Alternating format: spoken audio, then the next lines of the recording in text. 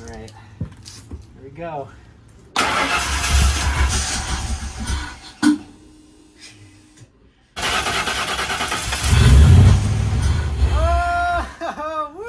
Welcome back to another episode of No Bolts Left Behind.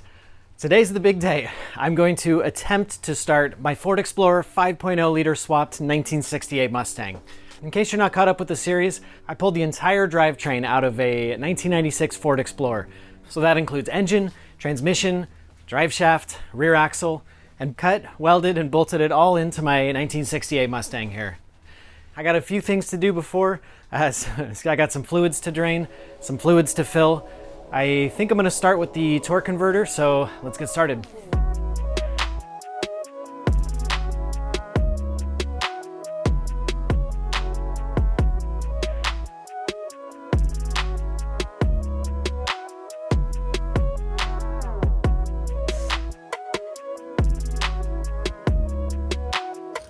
All right, I think I found what I'm looking for here. This little guy, drain plug. Cool, that's good to have, because there's a bunch of quarts in there, but everything looks good. I don't see any obvious leaks in there. Definitely no rear main seal leak or anything like that, so it's a good sign. I was a little worried because there's a lot of oil underneath this thing, but it doesn't seem to be coming from the engine or transmission. Probably just left over from the engine pull.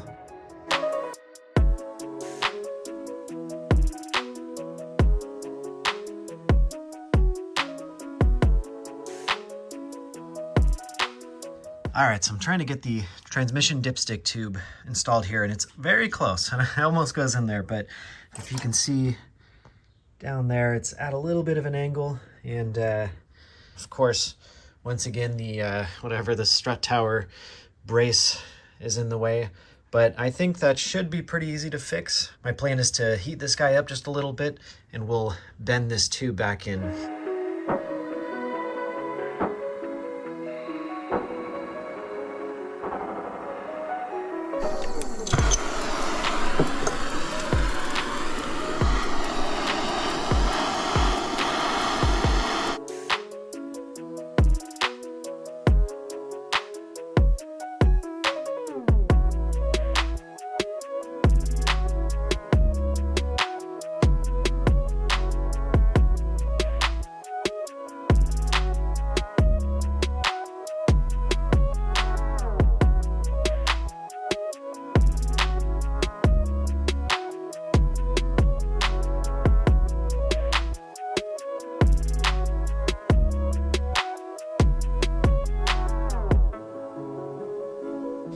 All right, after a good bit of finagling with this thing, heating it up and bending it a little bit, got this in a pretty good position. It's all plugged in there, and there doesn't seem to be any sort of place to mount that, so I'm gonna have to cut a little plate, sort of fabricate a bracket.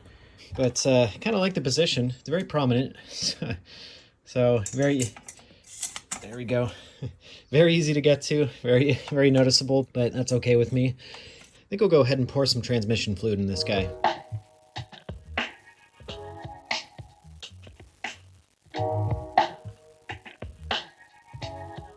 All right, so next thing I want to try and work on is my gas pedal. It's going to be a little tricky because the 68 Mustang has kind of a special gas pedal. It doesn't use a cable style. Instead, it uses a like a linkage, which is kind of weird.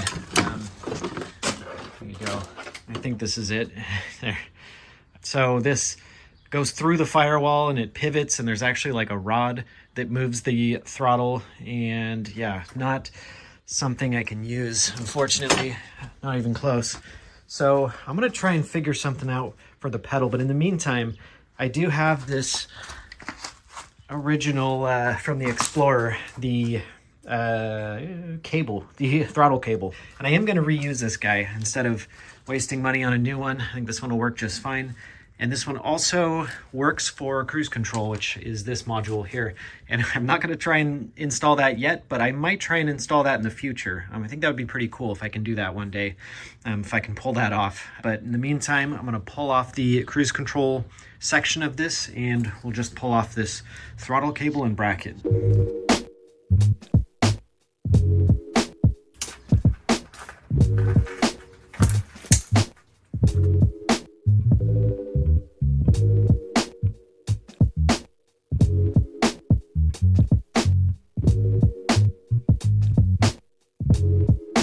Sweet. That thing bolted right back in there like stock. And let's see if we can do some action here. There you go. Looks good. That's one huge advantage to using a donor car. It's that you have all of these like little parts that end up like really killing your budget. You know, like sometimes a throttle cable will be like 80 bucks or something like that. And I have all of this stuff for free, bolting right back in like stock. Super convenient. All right, the next thing I want to work on is building some radiator coolant lines. And I think I have everything I need here. I hope I do. I have a couple of adapters for my particular transmission. These are, I don't know, some sort of like metric adapter. And those will plug into where the lines go on the transmission and change it to 6AN. And then I have the same thing for the radiator. Some sort of pipe thread to 6AN as well. I also have 4 hardline to AN6 adapters.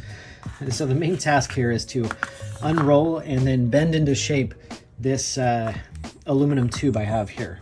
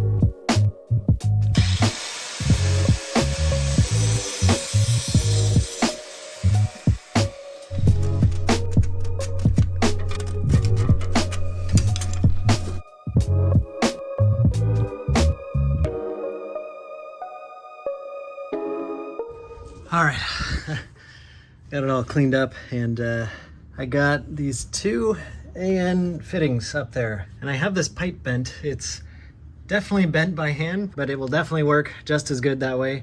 There's absolutely no way to get that tube bender thing up there. I'm just gonna make it as straight as I can and as nice as I can, and then never look at it again. So I think we're ready to tighten down this AN fitting on this guy, get it officially plugged in, and then do the entire thing all over again.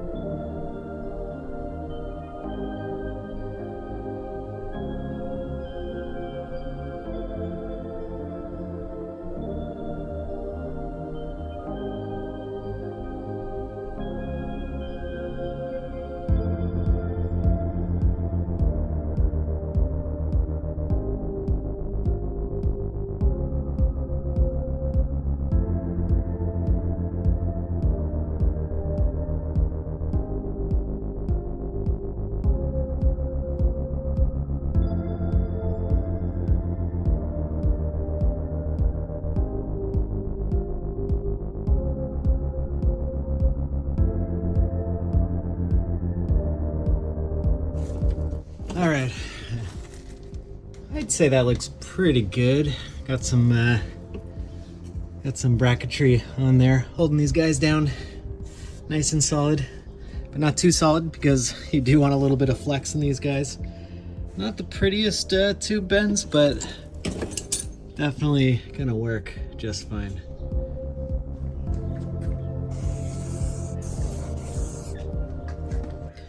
All right, so I'm preparing for my first startup, and I'm trying to get everything plugged back in here. I got the spark plug wires plugged in, which is a huge mess, obviously.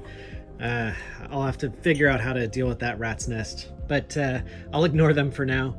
And I'm also trying to figure out how to route all of my vacuum tubes. I have a vacuum diagram, and I got a lot of little places here I need to start plugging stuff in, so See if I can figure this out.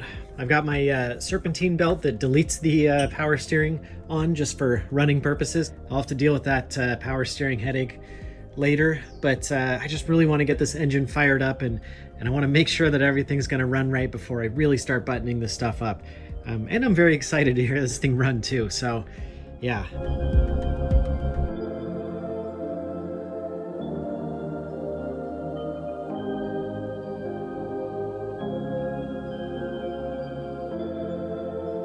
All right, I think I got everything buttoned up. All of the tons of giant random vacuum lines should be plugged. I guess we'll find out here soon. And I have just a few things I'm going to run through vacuum plugged in, so I think we're all set. Got the mass airflow sensor.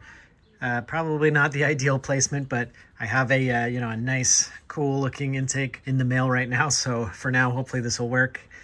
And we have, I think, everything wired in. Okay.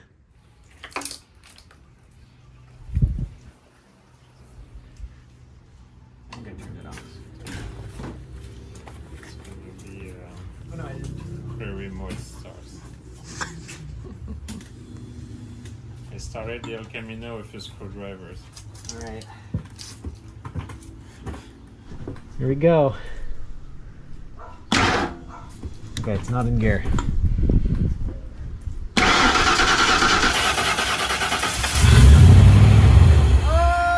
Oh, woo! All right, I'll try it again.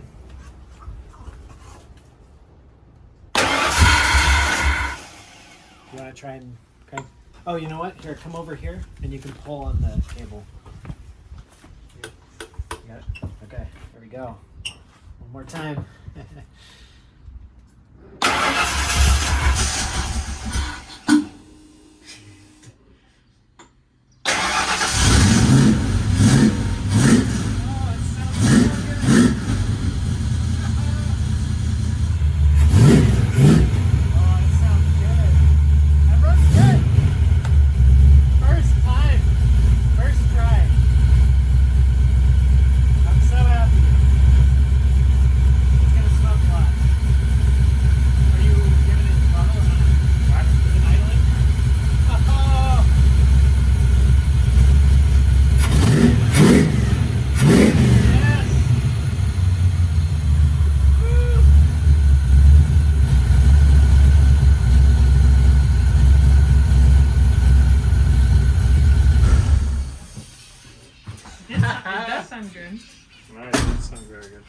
It started up the first time.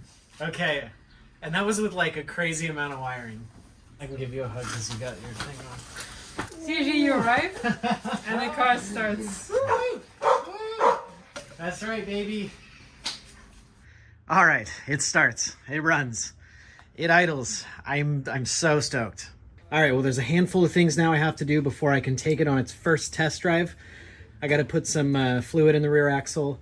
I got to make some clearance in the floor for the rear axle, so I think I'll get to work on that. All right, ran into a little bit of an issue here. I have a completely stuck, stripped out drain plug or fill plug on my axle. It's supposed to come right off with the 3/8 ratchet, but it's stripped out and it's completely stuck in there. So the only way I can see how to fix it is to weld an adapter on there. So I'm gonna weld this thing right in there, and that should give me another 1/2 inch drive to get it out. I don't know if this is gonna work, but I don't really have any other options, so I really hope it does. I guess we'll find out.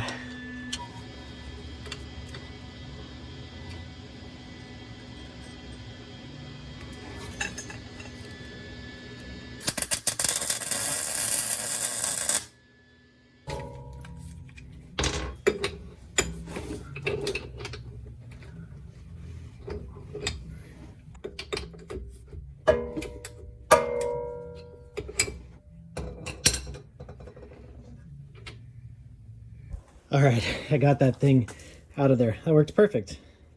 And I was thinking I would have to order another one, but I'm thinking I can just steal it from this original axle right here.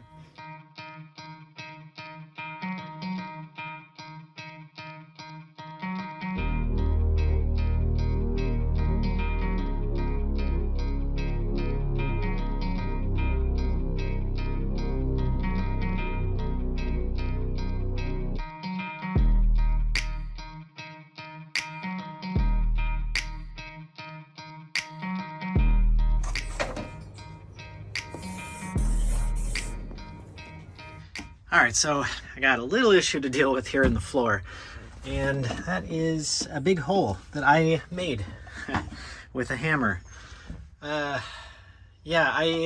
So let me crawl under and I'll show you what exactly transpired. So I was worried about a little bit of clearance here with this offset axle. And actually, if anybody's curious, if you're doing this swap on your own, there's what you're looking at in terms of drive shaft angle. So you could probably see that there's a little bit of a tilt going this way, but definitely nothing too extreme. I will measure this angle the best I can. I'll have to, I don't know, figure out I suppose geometry or something. Not really one of my best subjects in high school, but to be safe, because I definitely did not want my brand new drive shaft smashing into the floor or the U-joints, which would be even worse. I figured I'd give it just a little love tap down here with, I got a big hammer, I got a small hammer, and I got my air hammer down there. And it turns out that this section underneath the rear seat, only on the passenger side, the driver's side is actually pretty solid. The passenger side is a little bit rusty, and you can see a little Swiss cheese action going there. So didn't take much to blow right through this guy, and I think it's probably a good chance, since the muffler is going to be covering this entire area, to go ahead and fix this right now. And my plan is to do it right and to just cut this guy out pretty much completely. And I got a sheet of steel left over from something I was doing, some old project. So I'm going to go ahead and just use this probably as a template, probably sculpt it. I'll probably widen the tunnel here just a little bit too, give me some clearance. And we'll be good as new. No holes and plenty of clearance for this big boy.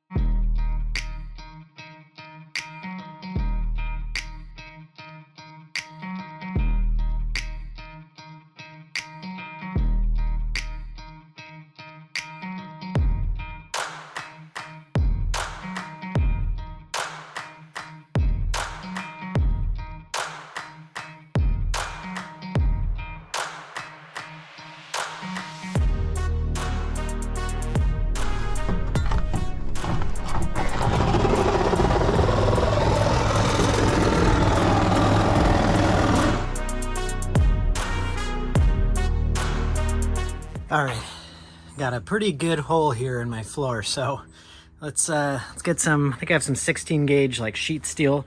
So let me grab this old chunk here. This is probably a good starting point for a template. And I'll definitely be increasing the size of the transmission tunnel. I went ahead and cut a little bit of that too, so I can kind of bring that out a little bit. And I'll be putting a little bit of a bump here. Hopefully this doesn't interfere with the rear seat, but I don't think it will. I think it's pretty empty down there. So yeah, let's get going.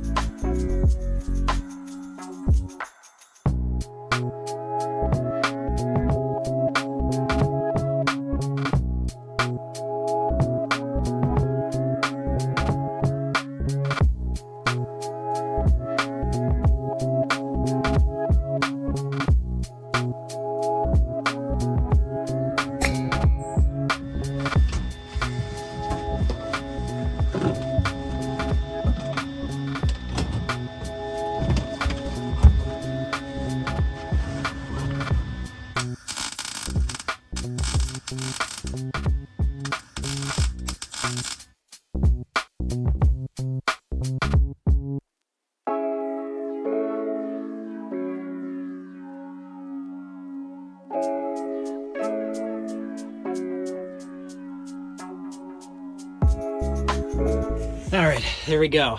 Got this thing patched up after hours of welding. Not the prettiest patch job I've ever done, but this will all be hidden, and I'm gonna seam seal everything and hide all of this stuff so you'll never ever know. But what's important is that we have a nice little bump up right there and a little bit of an extended transmission tunnel there. So this should give me plenty of clearance, and also importantly, there's no more rust holes. Let's take a look down here. Ooh, yeah, there you go. There's a little bit of overlap here, but I'm just gonna seam seal this thing like crazy so it'll be completely watertight. Look at all that room. Perfect.